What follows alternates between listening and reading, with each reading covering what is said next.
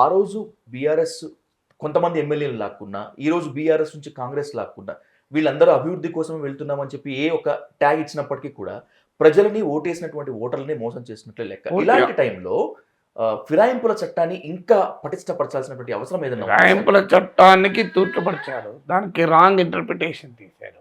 Sir. ఫిరాయింపు చట్టంలో ఉన్నది ఏంటంటే, మీరు 10th schedule of the constitution of India చదివితే అందులో ఉన్నది ఏంటంటే, ఏదైనా ఒక పార్టీ మరో పార్టీలో విలీనమైనప్పుడు, ఒరిజినల్ పార్టీ విలీనమైనప్పుడు లెజిస్లేచర్ పార్టీలో 2/3 కనుక దాన్ని అప్రూవ్ చేస్తే వాళ్లకు యాంటీ డిఫెక్షన్ వర్తించదు.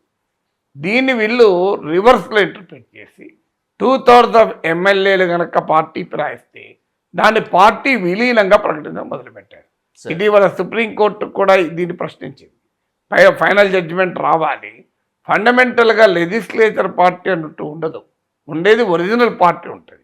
లెజిస్లేచర్ పార్టీ అనే కాన్సెప్టే ఎక్కడా లేదు. సో అందువల్ల వీరు రాంగ్ ఇంటర్ప్రిటేషన్తో 2/3 ఆఫ్ ఎమ్మెల్యేలు ఫిరాయించిన తర్వాత లెజిస్లేచర్ పార్టీ విలీనమైంది అని ప్రకటించారు. ఇది యొక్క కేసీఆర్ చేయలేదు, మోడీ కూడా చేశారు.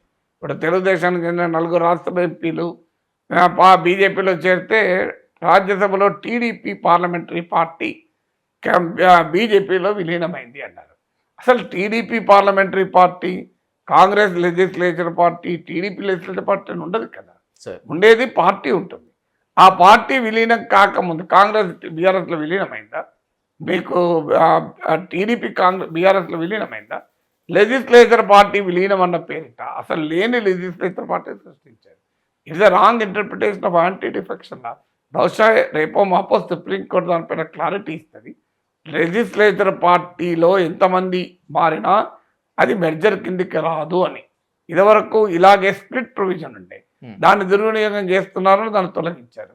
ఇప్పుడు ఈ మెర్జర్ ప్రొవిజన్ రాంగ్గా ఇంటర్ప్రిట్ చేస్తున్నారు. బహుశా రేపో మాపో సుప్రీంకోర్టు దీనికి సవరణ చేస్తుంది. ఎందుకంటే అధికార పార్టీ పార్లమెంట్లో ఎప్పుడూ చేసేందుకు వాళ్ళ లబ్ధిదారులు కనుక. కానీ ఇక రెండవ అంశం స్పీకర్కి అధికారం. స్పీకర్ దానిపైన నిర్ణయం తీసుకునే దాకా కోర్టు ఏం చేయాలి?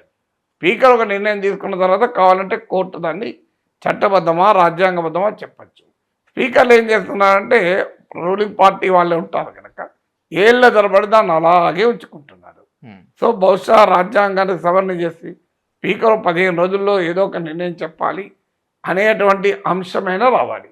అందువల్ల ఫిరాయింపు నిరోధక చట్టానికి అవసరమైన సవరణలు మార్పులు చేయాలి. కానీ ఎవరు చేయాలి? మళ్ళీ ఈ రాజకీయ పార్టీలే. వాళ్ళే లబ్ధిదారులైనప్పుడు, వాళ్ళే కుట్రదారులైనప్పుడు ఎక్కడ చేస్తారు?